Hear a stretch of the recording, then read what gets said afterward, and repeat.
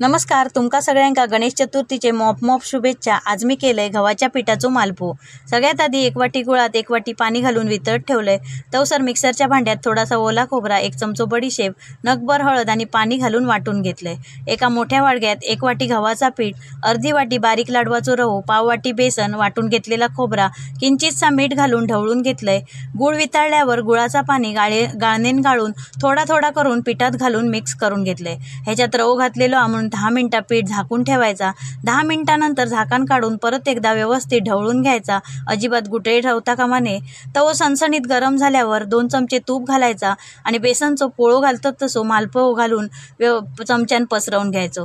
मिनिटभरान झाकण ठेवायचा आणि 5 मिनिटं बारीक गॅसवर मालपो भाजून घ्यायचो। 5 मिनिटांनी झाकण काढून कडा सोडवून घ्यायचे। ह्याच्यात थोडासा गूळ घातलेला त्यामुळे तो थोडंसं तव्याक चिकटता। कडा सोडवून पलटून दुसऱ्या बाजून सुद्धा भाजून घ्यायचो।